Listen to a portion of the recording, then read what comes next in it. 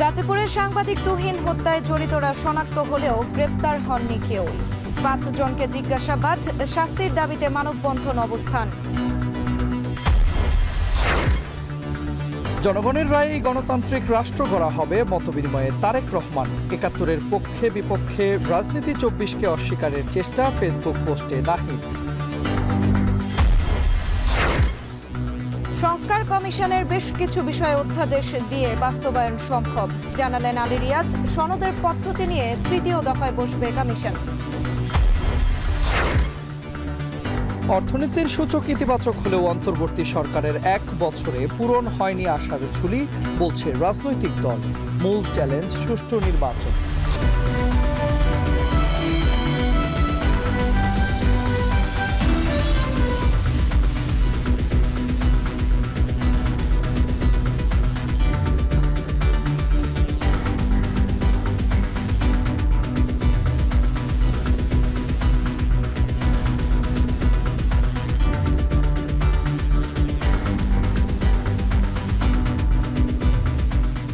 শুনছিলেন শিরোনাম। স্বাগত এখন সন্ধ্যায়। পুরো আয়োজন জুড়ে সঙ্গে আছি আমরা দুজন, আমি সুমাইরা রাত্রি এবং আমি তন্ময় কুমার রায়।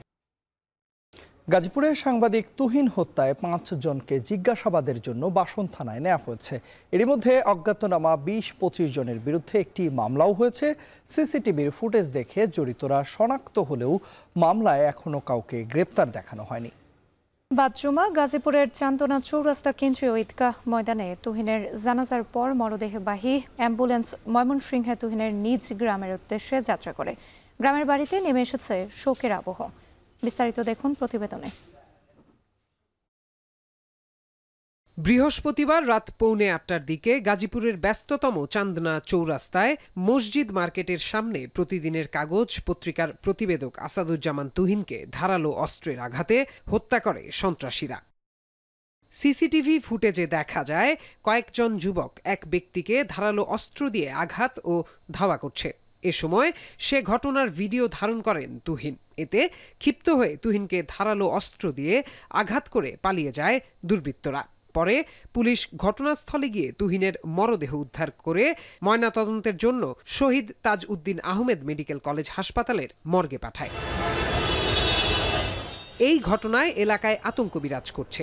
অনেক মানুষের সামনে এই ঘটনা ঘটলেও স্থানীয় দোকানদার বা পথচারী কেউই আতঙ্কে মুখ খুলতে রাজি নন। এখানে একটা মহিলার একটা পুরুষ হাতাহাতি হয়েছিল 2 মিনিটের মধ্যেই। যখন পুরুষটা হাতাহাতি করছে তখন 2 মিনিটের মধ্যে সবাই চাপাতি রান্না দিয়া যা করার করে ফেলছে। আমরা কাজে ব্যস্ততাই তো এত কিছু খেয়াল করি না। এই দিকে দেখলাম দৌড়ে আসছিল, এই তো টুকি জানি।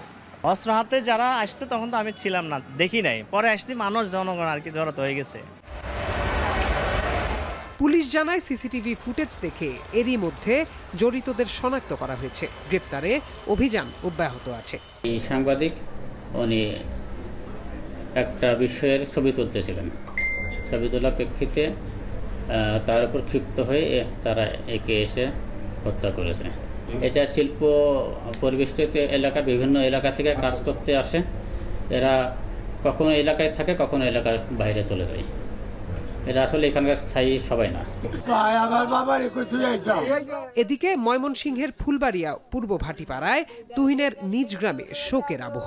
হত্যার ঘটনায় স্বজনদের আহাজারি। দ্রুত অপরাধীদের বিচারের আওতায় আনার পাশাপাশি পরিবারের পাশে সরকারকে দাঁড়ানোর আহ্বান এলাকাবাসীর। দেশবাসী, গ্রামবাসী সবাই বলছে তুহিনের মতো ছেলে হয় না। তারপর আমার ভাই কেন নির্মমভাবে হত্যা হলো? খুনির বিচার চাই, এর যাতে ফাঁসি হয়, দৃষ্টান্তমূলক বিচার চাই। বাদ জুমা নিহত তুহিনের জানাজা অনুষ্ঠিত হয়। গাজীপুরের চান্দনা চৌরাস্তা কেন্দ্রীয় ঈদগাহ ময়দানে তার জানাজায় অংশ নেয় সাংবাদিক, রাজনৈতিক এবং সামাজিক সংগঠন সহ সাধারণ মানুষ। এই ঘটনায় সুষ্ঠু তদন্তের মাধ্যমে প্রকৃত রহস্য উদ্ঘাটনের দাবি জানান তারা। সন্ত্রাসীরা যেভাবে প্রকাশ্যে গাজীপুরে আশ্রয় নিচ্ছে, এই সম্পূর্ণ দায়, হত্যাকাণ্ডের দায় গাজীপুর মেট্রোপলিটন পুলিশ সহ গাজীপুর জেলা পুলিশকে নিতে হবে। এইসব ঘটনাকে নিয়ে আমরা যেন অপরাজনীতি না করি, আমরা যেন এর সুষ্ঠু তদন্ত দাবি করি এবং ঘটনা যেটা হয়েছে সত্য ঘটনা, সেটার জন্য কি কি করা দরকার, প্রতিকার করা দরকার, প্রতিরোধ ব্যবস্থা করা দরকার, সেটা ঐক্যবদ্ধভাবে আমরা গ্রহণ করি। গাজীপুরে যেভাবে ছিনতাই, চাঁদাবাজি, নৈরাজ্য সন্ত্রাসী কর্মকাণ্ড চলছে, আলামত কিন্তু ভালো নয়। আমরা 5 আগস্টের পর থেকে এগুলো বারবার সতর্ক করছি। আমরা মনে করছি প্রশাসন তাদের ভূমিকা পালন করতে ব্যর্থ হয়েছে। এর আগে সকালে গাজীপুর প্রেস ক্লাব প্রাঙ্গণে মানববন্ধন করেন গাজীপুরে কর্মরত প্রিন্ট এবং ইলেকট্রনিক মিডিয়ার সাংবাদিকরা। এছাড়া ময়মনসিংহ ও টাঙ্গাইলেও মানববন্ধন কর্মসূচি পালন করছেন সাংবাদিকরা। এদিকে শুক্রবার দুপুর থেকে চান্দনা চৌরাস্তায় অবস্থান কর্মসূচি পালন করছে সম্মিলিত মানুষের মঞ্চ নামে একটি সংগঠন। সেখানে সংহতি প্রকাশ করে অংশ নিয়েছেন এনসিপি, বৈষম্য বিরোধী ছাত্র আন্দোলন সহ নানা স্তরের মানুষ। এ সময় 24 ঘন্টার মধ্যে তুহিন হত্যাকাণ্ডে জড়িতদের গ্রেপ্তার করতে না পারলে গাজীপুর মেট্রোপলিটন পুলিশ কমিশনারকে শাড়ি চুড়ি উপহার দেওয়ার আলটিমেটাম দেয়া হয়। তুহিন হত্যাকাণ্ডে অজ্ঞাত 20 থেকে 25 জনের বিরুদ্ধে বাসন থানায় মামলা দায়ের করেন তুহিনের বড় ভাই সেলিম মিয়া। প্রত্যয় দাস, এখন। এদিকে ময়মনসিংহের ফুলবাড়িয়ায় নিজ গ্রামে পৌঁছেছে সাংবাদিক আসাদুজ্জামান তুহিনের মরদেহ। ভাটিপাড়ার সরকারি প্রাথমিক বিদ্যালয় মাঠে জানাজা শেষে পূর্ব মধ্যপাড়া গ্রামে পারিবারিক কবরস্থানে দাফন করা হবে তার মরদেহ। এ বিষয়ে বিস্তারিত জানাতে আমাদের সঙ্গে যুক্ত আছেন সহকর্মী ইমতিয়াজ আহমেদ। চলে যাচ্ছে ইমতিয়াজের কাছে। ইমতিয়াজ, জানাজা কখন নাগাদ শুরু হবে জানাবেন, পাশাপাশি সেখানকার সবশেষ পরিস্থিতি কি দেখছেন বিস্তারিত জানতে চাই আপনার কাছে। তন্ময়, ঠিক 6টা 14 গাজীপুর থেকে সাংবাদিক আসাদুজ্জামান তুহিনের মরদেহটি লাশবাহী গাড়িতে করে ফুলবাড়িয়া ভাটিপাড়া সরকারি প্রাথমিক বিদ্যালয়ের মাঠে কিন্তু আনা হয়েছে। এবং তারপর কিন্তু আমরা দেখতে পাই যে এই ভাটিপাড়া গ্রামের যত মানুষ রয়েছেন সমস্ত মানুষ কিন্তু একটিবার এই তুহিনকে দেখার জন্য কিন্তু ছুটে আসে। এবং আমরা দেখতে পাচ্ছি যে আমরা জানতে পেরেছি যে মাগরিবের নামাজের পরেই আসলে এই স্কুল মাঠে জানাজা নামাজ অনুষ্ঠিত হবে এবং তারই প্রস্তুতি চলছে। যেহেতু নামাজ শেষ হয়েছে, এখন মুসল্লিরা এখানে আসছেন এবং যারা এখনও লাশ দেখেননি তারা কিন্তু দেখে নিচ্ছেন শেষবারের জন্য। আসলে অত্যন্ত হৃদয়বিদারক ঘটনা। গতকালকে চান্দনা চৌরাস্তায় যখন একদল সন্ত্রাসী অস্ত্রের মহড়া দিচ্ছিল, ঠিক সেই মুহূর্তে যখন ভিডিও ধারণ করছিল তখন তুহিনকে নির্মমভাবে নৃশংসভাবে কুপিয়ে আসলে হত্যা করে সন্ত্রাসীরা। এবং এরপর থেকেই কিন্তু আসলে সারা দেশ তোলপাড় হয়ে যায় এবং সাংবাদিক সমাজে থেকে শুরু করে সব স্তরের মানুষই কিন্তু আসলে তীব্র প্রতিবাদ জানায়। এবং আমরা সকাল থেকেই এই তুহিনের পরিবারের সঙ্গে কথা হয়েছে, তাদের সঙ্গে আমরা যে বিষয়টি তারা আমাদেরকে জানিয়েছেন যে তাদের সন্তানের এমন নির্মম হত্যাকাণ্ডের দ্রুত বিচার তারা দাবি করছেন। পাশাপাশি যেহেতু এই পরিবারের উপার্জনক্ষম এই ছেলেটি ছিল এবং তুহিনের 2টি ছেলে সন্তান রয়েছে, স্ত্রী রয়েছে, সুতরাং এই পরিবারটির পাশে যেন আসলে প্রশাসন বা সরকারের পক্ষ থেকে পদক্ষেপ নেওয়া হয়, দাঁড়ানো হয়, সেই বিষয়টি কিন্তু আকুল আবেদন জানিয়েছে স্থানীয় এলাকা থেকে শুরু করে পরিবারবর্গ। এবং আমরা দেখতে পাচ্ছি শেষ দেখে নিচ্ছেন তুহিনকে সাধারণ সর্বস্তরের মানুষ। আসলে অনেক পরিচিত জন যারা রয়েছেন বা তার সহপাঠী যারা রয়েছেন তারা যেটা বলছিলেন যে তুহিন খুবই সহজ সরল একটি ছেলে ছিল এবং তিনি গাজীপুরে 2005 সাল থেকে বসবাস শুরু করেন। তারপর বিভিন্ন ক্লিনিক, ওষুধ কোম্পানির সঙ্গে বিভিন্ন ধরনের ব্যবসায় তিনি জড়িত ছিলেন। কয়েক বছর ধরে তিনি একটি পত্রিকায় সাংবাদিকতা শুরু করেন এবং বিভিন্ন সময় আমরা তার ফেসবুক ঘেঁটে দেখেছি যে গাজীপুরের বিভিন্ন যে সমস্যা রয়েছে, রাস্তাঘাট থেকে শুরু করে সামাজিক সমস্যাগুলো নিয়ে তিনি সরব ছিলেন। এবং যদি আমি আরেকটি বিষয় জানাতে চাই যে দাফনের কাজ, বিশেষ করে কবর খোঁড়া থেকে শুরু করে বাঁশকাটা চাটাই এবং বাড়ির পূর্ব পাশে পারিবারিক কবরস্থানে তার দাফন কাজ শেষ করার জন্য সব কিছু প্রস্তুত রয়েছেন। এবং আসলে সারাদিনই আমরা যেহেতু বাড়িতে ছিলাম, প্রত্যেকটি পরিবারের সদস্য শোকাহত, গ্রামবাসী শোকাহত, উপজেলাবাসী শোকাহত এবং সবাই এই ঘটনার দৃষ্টান্তমূলক শাস্তি চাচ্ছেন। একটু পরেই জানাজা নামাজ শুরু হবে তুহিনের এবং সবাই তার জন্য দোয়া চেয়েছেন এবং এই ঘটনার সাথে যারা জড়িত তাদের আবারও যেটা বলা হচ্ছে যে তাদের দৃষ্টান্তমূলক শাস্তি দাবি করছেন। সব মিলিয়ে এখন পর্যন্ত এই ছিল আমার কাছে তন্ময় ময়মনসিংহ থেকে সর্বশেষ। ময়মনসিংহের ফুলবাড়িয়ায় নিজ গ্রামের বাড়িতে পৌঁছেছে গাজীপুরে যেই সাংবাদিক নিহত হয়েছেন আসাদুজ্জামান তুহিন, তার মরদেহ কিছুক্ষণের মধ্যেই জানাজার নামাজ শেষে তাকে পারিবারিক কবরস্থানে দাফন করা হবে। এ বিষয়ে বিস্তারিত জানাতে আমাদের সঙ্গে যুক্ত হয়েছিলেন সহকর্মী ইমতিয়াজ আহমেদ। এদিকে গাজীপুরের সাংবাদিক আসাদুজ্জামান তুহিনের হত্যাকারীদের দ্রুত সময়ের মধ্যে আইনের আওতায় এনে বিচারের দাবি জানিয়েছেন সাংবাদিক সমাজ। শুক্রবার জাতীয় প্রেস ক্লাবের সামনে তুহিন হত্যার বিচারের দাবিতে আয়োজিত এক মানববন্ধন শেষে এই দাবি জানান তারা। এ সময় তারা আরও বলেছেন, বিগত আমলে হেলমেট বাহিনী দিয়ে সাংবাদিকদের উপর হামলা চালানো হতো। বর্তমান অন্তর্বর্তী সরকারও সাংবাদিকদের নিরাপত্তা দিতে ব্যর্থ হয়েছে। এ সময় তারা অভিযোগ করেছেন, এই ঘটনার 24 ঘন্টা পার হলেও তথ্য উপদেষ্টা সহ আইন শৃঙ্খলা বাহিনী আনুষ্ঠানিকভাবে তাদের করণীয় নিয়ে কিছু বলেনি। এ সময় সাংবাদিক নেতাদেরও এই হত্যাকাণ্ডের বিচারের দাবিতে সোচ্চার হওয়ার আহ্বান জানান মানববন্ধনে অংশ নেয়া সংবাদকর্মীরা।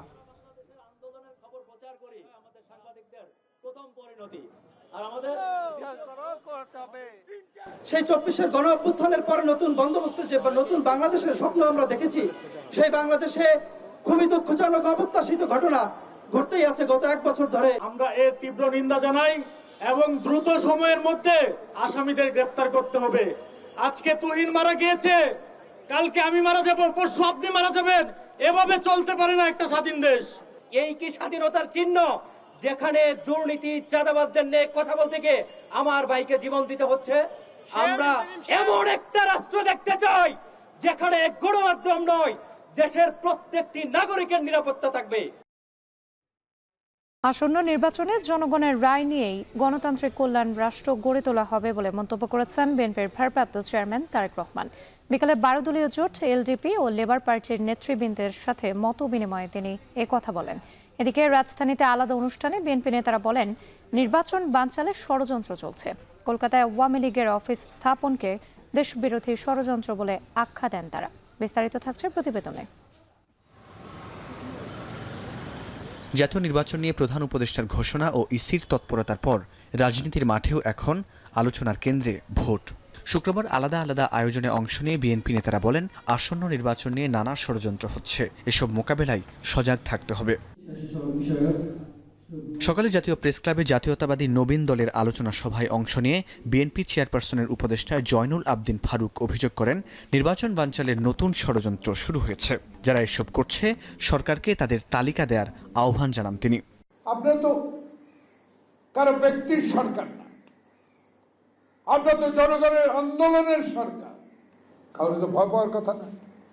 তাহলে আপনাদের আমলে কারা আবার নতুন করে এই নির্বাচনকে বানচাল করার ষড়যন্ত্রে লিপ্ত, তাদের নাম আপনারা প্রকাশ করতে হবে। প্রেস ক্লাবের আরেক আলোচনায় অংশ নিয়ে দলের স্থায়ী কমিটির সদস্য হাফিজ উদ্দিন আহমেদ বলেন, অন্তর্বর্তী সরকারের কিছু উপদেষ্টা ও কয়েকটি রাজনৈতিক দল নানাভাবে নির্বাচন বিলম্বিত করতে পিআর পদ্ধতির বাণী আওড়াচ্ছে। নির্বাচনের আগে দেশে নানা সহিংসতার অপচেষ্টা রুখে দিতে সবাইকে সজাগ থাকার আহ্বান জানান তিনি। অন্তর্বর্তীকালীন সরকারের 2-1 উপদেষ্টা এবং 2-1টি রাজনৈতিক দলের কথায় আমরা বেদনার সাথে লক্ষ্য করেছি, যারা 1971 মহান মুক্তিযুদ্ধকে একটু পিছনে ঠেলে দিতে চায়। সংবিধান সংশোধন করা এটি কেবলমাত্র নির্বাচিত প্রতিনিধি, গণপ্রতিনিধিদের কাজ। তারা নিশ্চয়ই রূপরেখা দিতে পারেন, কিন্তু এই সংস্কার সম্পর্কে, বিশেষ করে সংবিধানের সংস্কার সম্পর্কে গুরুত্বপূর্ণ ভূমিকা এবং কার্যকর ভূমিকা রাখবেন আগামীদের যারা জাতীয় সংসদে নির্বাচিত হয়ে আসবেন। একই দিনে গুলশানের চেয়ারপারসনের কার্যালয়ে 12 দলীয় জোট এলডিপি ও লেবার পার্টির নেতৃবৃন্দের সাথে মতবিনিময় সভায় ভার্চুয়ালি অংশ নিয়ে বিএনপির ভারপ্রাপ্ত চেয়ারম্যান তারেক রহমান বলেন, আসন্ন নির্বাচনে 31 দফার আলোকে জনগণের রায়ের কল্যাণে রাষ্ট্র গড়ে তোলা হবে। জুলাই আগস্টে ছাত্র শ্রমিক জনতার গণ অভ্যুত্থানে ঐক্যের মাধ্যমে দীর্ঘ আন্দোলন সংগ্রামে ফ্যাসিবাদের পতন হয়েছে বলেও মন্তব্য করেন তারেক রহমান। ফরহাদ বিন নূর, এখন, ঢাকা।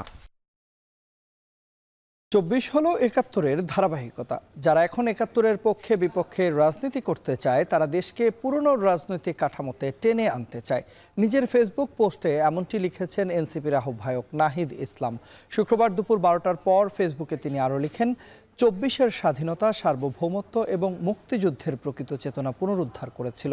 আরও লিখেছেন, মুজিববাদ ও অন্যান্য সব ধরনের কর্তৃত্ববাদী ও ফ্যাসিবাদী শক্তিকে পরাজিত করা এখন দায়িত্ব। রাজনীতি এখন 24-এর মূল্যবোধের উপর ভিত্তি করে হতে হবে। মনে রাখা উচিত যে 24 কখনোই প্রতিশোধের বিষয় ছিল না। যারা এটিকে প্রতিশোধ হিসেবে ব্যবহার করার চেষ্টা করছে, তারা ভুল বুঝছে বলেও উল্লেখ করা হয়েছে এই ফেসবুক পোস্টে।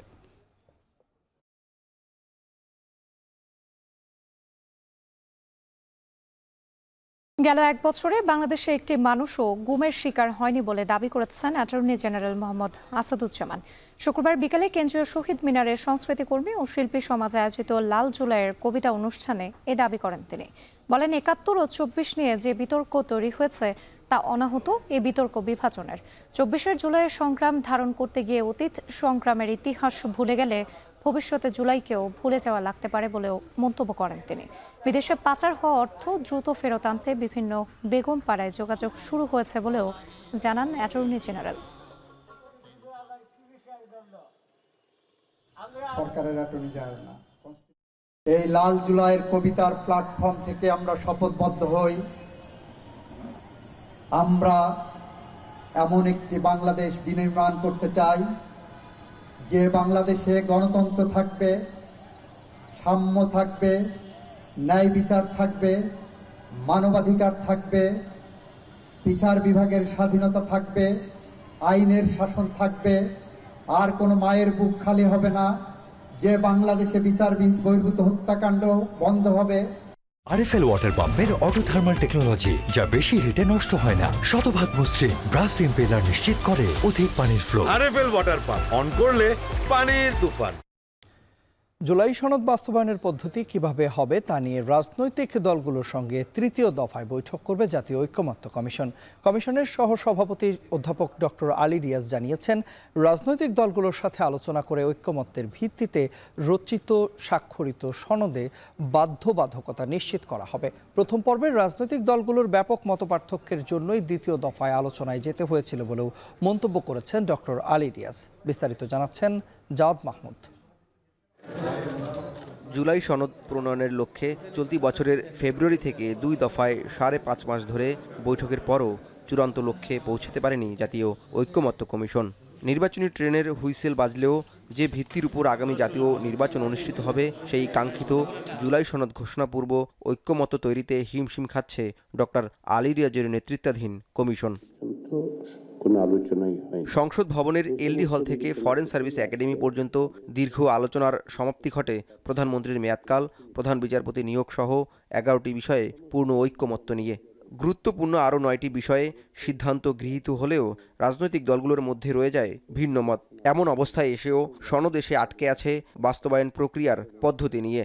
এসবের অগ্রগতি নিয়েই শুক্রবার সকালে জাতীয় সংসদ ভবনের এলডি হলে জুলাই সনদ প্রণয়নের অগ্রগতি নিয়ে সংবাদ সম্মেলনে অধ্যাপক আলী রিয়াজ জানান, সনদ বাস্তবায়নের প্রক্রিয়া নিয়ে রাজনৈতিক দলগুলোর সাথে তৃতীয় দফায় বৈঠক করবে কমিশন।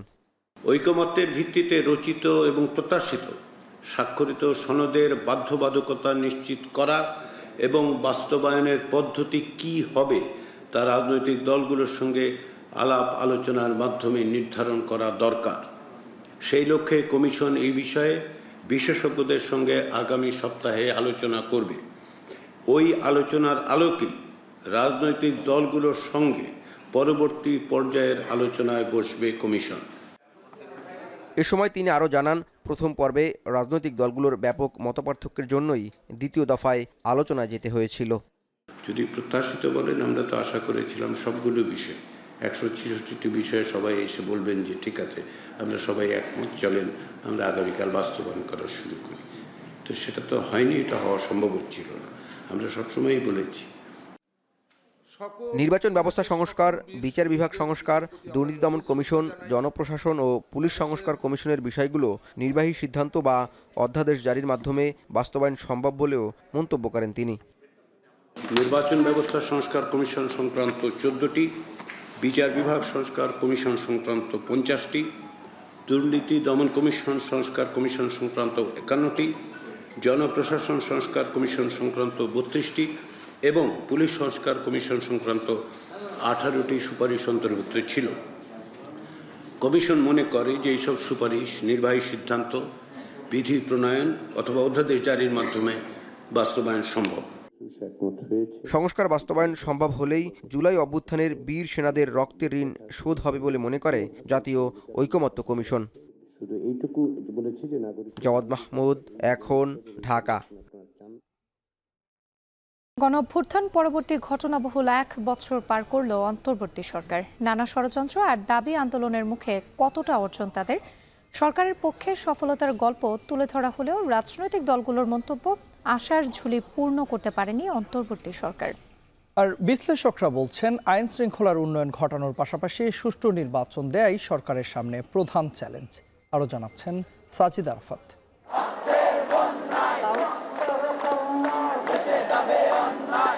ছাত্র জনতার গণ অভ্যুত্থান, রাজপথের লড়াই সংগ্রাম আর হাজারো প্রাণের বিনিময়ে পতন হয় আওয়ামী লীগের। ২৪ জুলাই আন্দোলনের হাত ধরে ক্ষমতার মসনদ ছেড়ে দেশ ত্যাগে বাধ্য হন শেখ হাসিনা।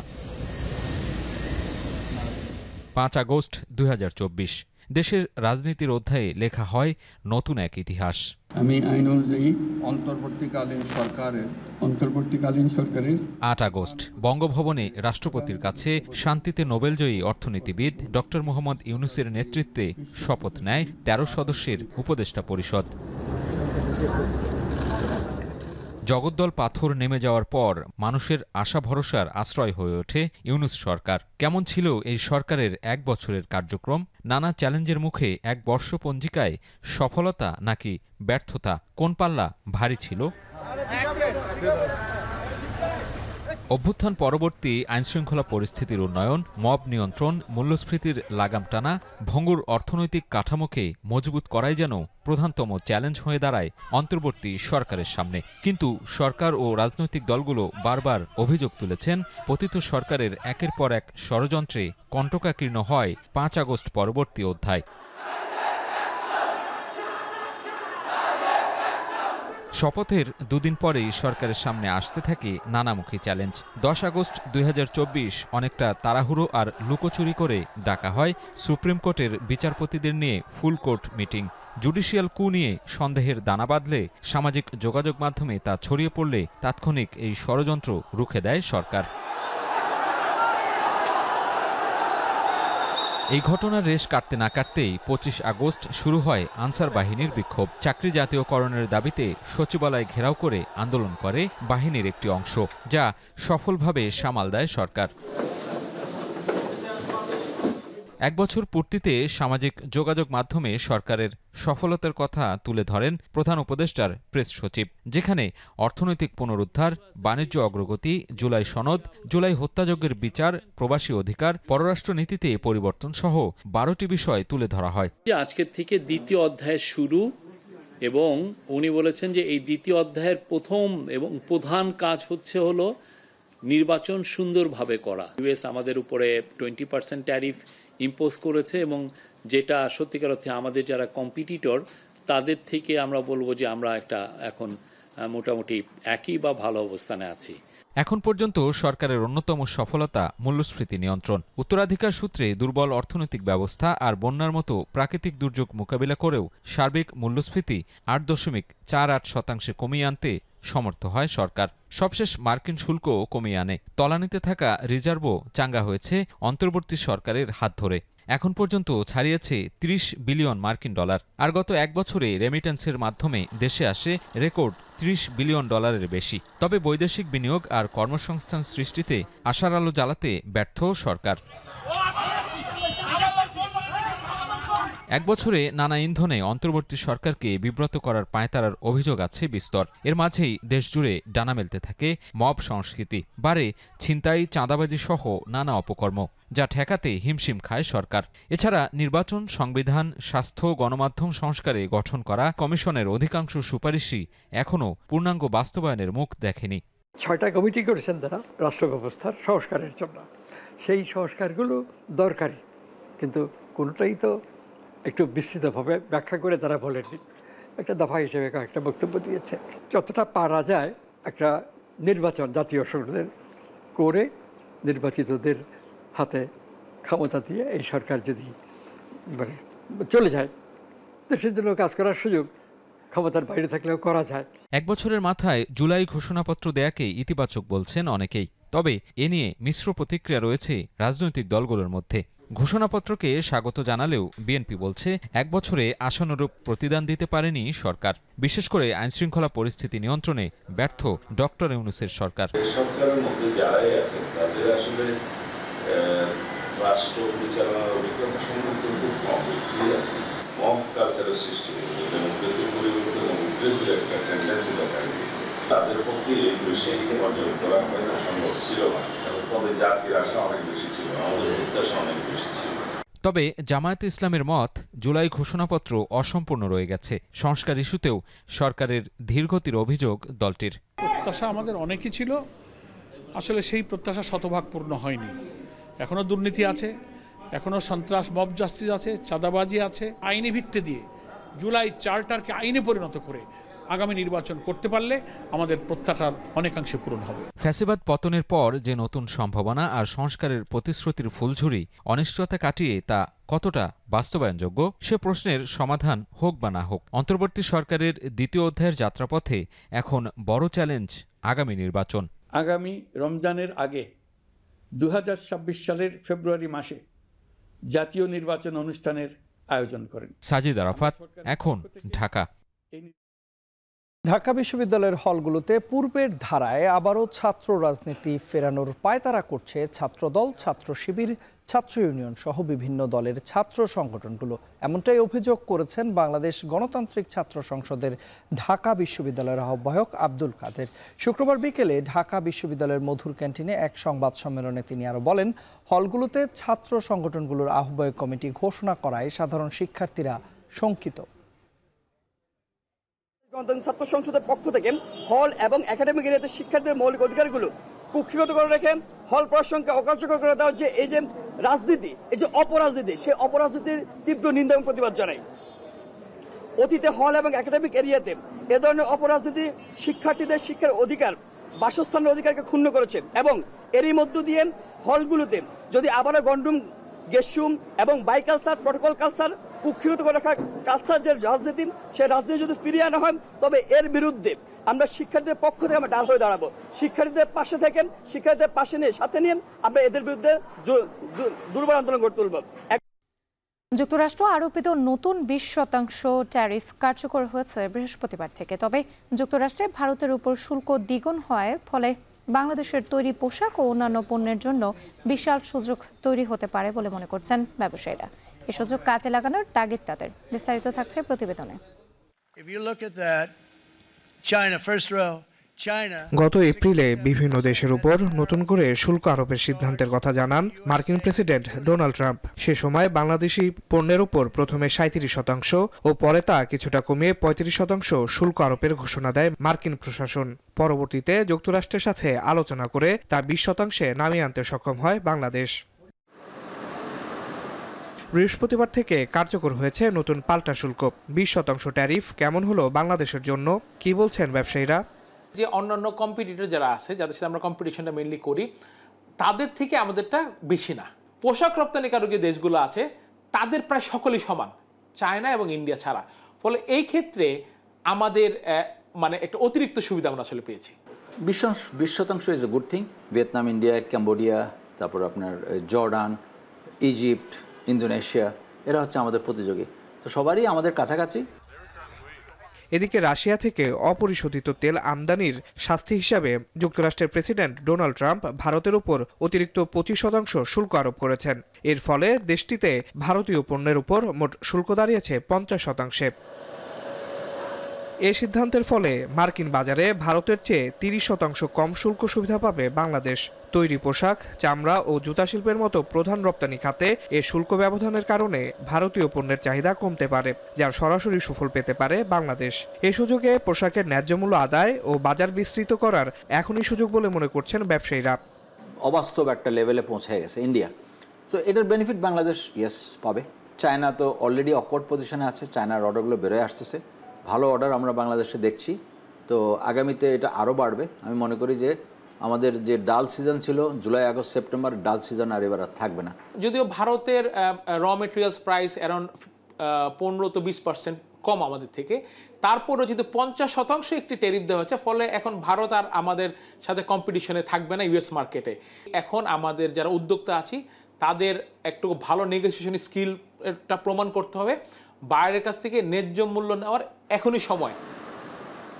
বিশেষজ্ঞদের মতে যুক্তরাষ্ট্রের নতুন পাল্টা শুল্ক নীতিতে দক্ষিণ এশিয়ায় সবচেয়ে সুবিধাজনক অবস্থায় আছে বাংলাদেশ।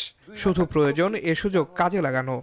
2025 জানুয়ারি থেকে জুন বাংলাদেশের প্রবৃদ্ধি 25%। আমাদের যে কাঙ্ক্ষিত প্রবৃদ্ধি, সেই কাঙ্ক্ষিত প্রবৃদ্ধির ডাবল ট্রিপল প্রবৃদ্ধি কিন্তু অর্জন হয়েছে এই 6 মাসের মধ্যে। অতএব ট্যারিফ ওয়ারের কনসিকুয়েন্সটা বাংলাদেশ যে বেনিফিট পাচ্ছে, এই 6 মাসের প্রবৃদ্ধি কিন্তু তারই ইঙ্গিত। ইন্ডিয়া এবং চায়না যদি রেস্ট্রিক্টেড থাকে অনেক হাই ট্যারিফের কারণে, তাহলে আখেরে আমাদের সুবিধা হবে, কারণ এত বড় মার্কেট সার্ভ করার জন্য কিন্তু আমি মনে করি যে মানে এরা যদি স্লো হয়ে যায় তাহলে বাংলাদেশের একটা বিরাট সুযোগ সামনে আসবে। বিশেষজ্ঞরা বলছেন এই সুযোগে বাজার আয়তন বৃদ্ধির জন্য উৎপাদন, লজিস্টিক্স এবং গুণগত মান বৃদ্ধির পাশাপাশি প্রয়োজন দক্ষতা বৃদ্ধিতে নজর দেয়া। আসিফ ইকবাল খান, এখন, ঢাকা। রাজধানীর কাঁচা বাজারে এক সপ্তাহ ব্যবধানে বেশিরভাগ সবজির দাম বেড়েছে গড়ে 20 থেকে 30 টাকা করে। সবজির পাশাপাশি বড় দুশ্চিন্তা পেঁয়াজ এবং আদার বাজারে। সরবরাহ স্বাভাবিক থাকলেও কেজিতে পেঁয়াজ 75 ও আদা 260 টাকা ছুঁয়েছে। সরবরাহ স্বাভাবিক থাকলেও খুচরা বিক্রেতারা জানেন না অতিরিক্ত দামের কারণ, আর তা নিয়ে ক্রেতাদের ক্ষোভের শেষ নেই। আরো জানাচ্ছেন মেজবা লগ্ন। শ্রাবণের সকালে রাজধানীর কারওয়ান বাজার। বৃষ্টিতে প্রকৃতি শীতল হলেও কাঁচা বাজারে উত্তাপ। 60 টাকার বেগুন বিক্রি হচ্ছে 80 থেকে 90 টাকা। বৃষ্টির পর 100 টাকাও দাম হাঁকাচ্ছেন অনেক বিক্রেতা। ডাবল সেঞ্চুরি টমেটোর দামে, সেঞ্চুরি ছুঁই ঝিঙ্গা, চিচিঙ্গা, কাকরোল। গাজরের কেজি উঠেছে 160 টাকায়। বেশিরভাগ সবজির দাম বেড়েছে গড়ে 20 থেকে 30 টাকা করে। সরবরাহে ঘাটতি নেই, তবুও সপ্তাহ জুড়ে উত্তাপ ছড়াচ্ছে পেঁয়াজ। কেজিতে অন্তত 25 টাকা বেড়ে বিক্রি হচ্ছে 75 টাকায়। আর আদার দাম 130 টাকা থেকে দ্বিগুণ হয়ে প্রায় 260 টাকায় দাঁড়িয়েছে। কাঁচামরিচও বিক্রি হচ্ছে 250 টাকায়। আদার দাম তো দ্বিগুণ হয়ে গেছে, পেঁয়াজের দামও বাড়ছে। পেঁয়াজের দাম তো আগে কম ছিল, এখন তো আপনার 5 কেজি নিলাম 380 টাকা দিয়ে। ক্রেতাদের জন্য কষ্টকর হয়ে যাচ্ছে, যেমন হচ্ছে আজকে বৃষ্টির দিন, তারা দ্বিগুণ চাচ্ছে। এখন হেরা দেখাইতে আছে যে বৃষ্টির কারণে দাম বাড়তি, এই জন্যে মনে করেন প্রত্যেকটা মালে মনে করেন কেজিতে 20 টাকা 30 টাকা বাড়তি। বিক্রেতারা বলছেন টানা বৃষ্টির কারণে গত এক সপ্তাহে বাজারে পণ্যের সরবরাহ কমেছে, যার প্রভাব পড়েছে খুচরা বাজারে। কয়েকদিন আগে দাম ছিল কম, হঠাৎ দাম বেড়ে গিয়ে প্রতিদিন 2-1 টাকা করে বাড়তেছে দাম। আমরা যেরাম কেন সেরাম বেচো, আমরা একান দুগুণ করে কিনি, একান করে বেচে। যে জায়গা থেকে মাল আসতেছে ওই জায়গায় একটু বৃষ্টি বাদল, তো এই জন্য আর কি মালের দাম বেশি, কারণ আগের মতো মাল মাঠে তোলা হইতেছে না। চাল ডালের বাজার ঊর্ধ্বমুখী বেশ কিছুদিন ধরেই। ডিমের দরও চড়া, তবে কিছুটা স্বস্তি রয়েছে আমিষের বাজারে। কাঁচা বাজারের তুলনায় মাছ যদি আমরা করি, তাহলে দেখা গেল 1 কেজি বেগুন আর 1 কেজি তেলাপিয়া মাছ অল্প ডিফারেন্স থাকে। তো বেগুনের চেয়ে তো মাছই ভালো, তো সেই ক্ষেত্রে এখানে যে মাছের দামটা কমই আছে। বাজার মনিটরিং ও যথাযথ পদক্ষেপের মাধ্যমে নিত্যপণ্যের দাম নাগালে রাখার দাবি ক্রেতাদের। আতিক মেজবা লগ্ন, এখন, ঢাকা। রাঙামাটির 2 সপ্তাহের ভারী বৃষ্টি আর উজানের ঢলে কাপ্তাই হ্রদের পানি বেড়ে রাঙামাটি সদর, লংগদু, বাঘাইছড়ি ও ননিয়াচর উপজেলার নিম্নাঞ্চলের 81টি গ্রাম প্লাবিত হয়েছে। এতে পানিবন্দী হয়েছেন অন্তত 18,000 মানুষ। বন্যার্তদের জন্য খোলা হয়েছে 246টি আশ্রয় কেন্দ্র। বন্যা কবলিতদের মাঝে ত্রাণ সহায়তা অব্যাহত রেখেছে প্রশাসন। এদিকে বন্যার কারণে অনেক এলাকার যোগাযোগ ব্যবস্থা ভেঙে পড়ায় বেড়েছে ভোগান্তি। বন্যা নিয়ন্ত্রণে কাপ্তাই বাঁধের 16টি জলকপাট 42 ইঞ্চি করে খোলা রাখা হয়েছে। এতে উজানের কিছু এলাকা থেকে পানি নামতে শুরু করেছে। তবে জলকপাট দিয়ে প্রতি সেকেন্ডে 68,000 কিউসেক পানি নিষ্কাশন হওয়ায় কর্ণফুলী নদীতে তীব্র স্রোতের কারণে রাঙামাটি বান্দরবান রুটের চন্দ্রঘোনা ফেরি চলাচল 2 দিন ধরে বন্ধ রয়েছে। এই রুটে চলাচলকারী যানবাহনকে বিকল্প পথ ব্যবহারের কথা বলছে প্রশাসন।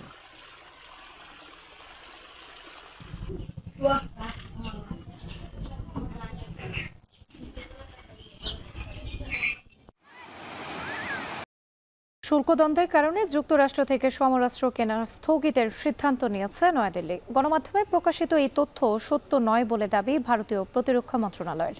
এর আগে ব্রিটিশ বার্তা সংস্থা রয়টার্স সহ বেশ কিছু গণমাধ্যম দাবি করে ভারতের উপর 25% অতিরিক্ত আমদানি শুল্ক বসানোর সিদ্ধান্ত নেয় ওয়াশিংটনের সঙ্গে বাণিজ্য সম্পর্ক নতুন করে পর্যালোচনা করছে মোদী সরকার। এর জেরে যুক্তরাষ্ট্র থেকে যুদ্ধ সরঞ্জাম কেনার বিষয়টি সাময়িকভাবে স্থগিতের পরিকল্পনা করছে ভারত। এই খবর প্রকাশের পর ভারতীয় প্রতিরক্ষা দপ্তরের 3টি সূত্রের বরাতে এনডিটিভি নিশ্চিত করেছে এই তথ্য একেবারেই সত্য নয়। যুক্তরাষ্ট্র থেকে নতুন কিছু সমরাস্ত্র কেনার বিষয়ে আলোচনা করতে আগামী সপ্তাহের মধ্যে ওয়াশিংটন যাওয়ার কথা ছিল প্রতিরক্ষা মন্ত্রী রাজনাথ সিংয়ের। এই সফর বাতিলের ঘোষণা আসার পর অস্ত্র কেনা নিয়ে এই গুঞ্জন ছড়িয়েছে বলে দাবি এনডিটিভির।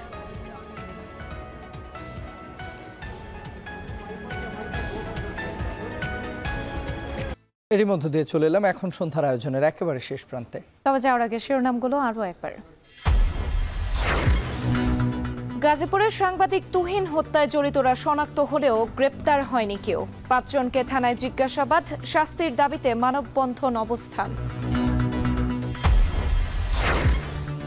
জনগণের রায় গণতান্ত্রিক রাষ্ট্র গড়া হবে মতবিনিময়ে তারেক রহমান। কলকাতায় আওয়ামী লীগের অফিস দেশবিরোধী ষড়যন্ত্র বলছেন নেতারা।